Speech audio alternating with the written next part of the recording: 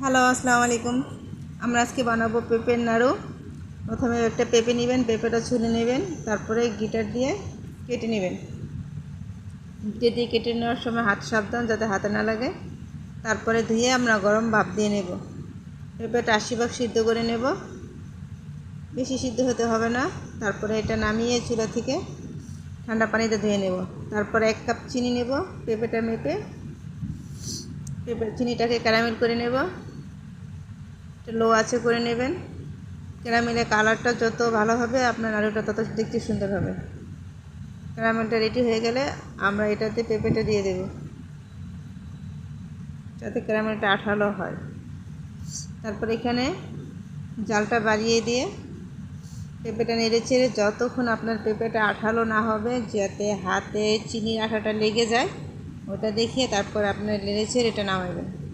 আপনাকে হাত দিয়ে এটা ট্রাই করবেন যাতে চিনিটা আঠালো হয়, তা নাহলে লাড়ুটা হবে না, দলা পেকিয়ে যাবে বা ছেড়ে দেবে। নেড়ে ছেড়ে দেখতে হবে আপনার পেঁপের কালারটা কীরকম আসে বা এটা আঠালো হয় কি না। যখন বুঝবেন যে হাত দিয়ে এটা আঠালো হয়ে গেছে, বুঝবেন যে আপনার নাড়ুটা 100% হয়ে গেছে।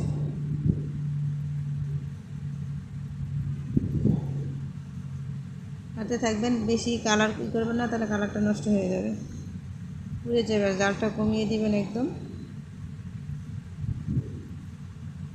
পেঁপেগুলো ভালোভাবে মিশিয়ে নেবেন যাতে দলা পেকে না যায়। এখন আমরা এটা নামিয়ে নেব। তারপরে গোল করে 1 হাত দিয়ে নারকেল লাড়ু যেভাবে বানাই ওইভাবে এটা বানিয়ে নেব।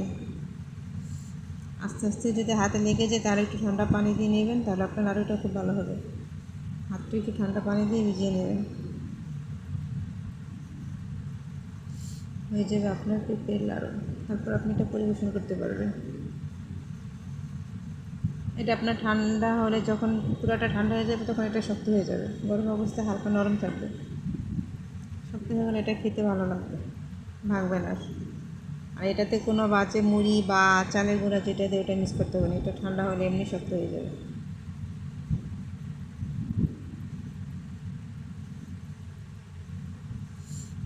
হয়ে গেছে।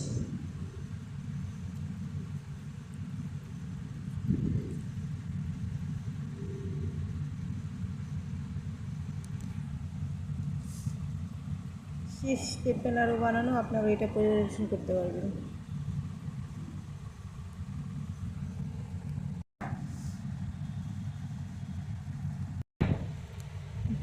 এখন রেডি হয়ে গেছে আমাদের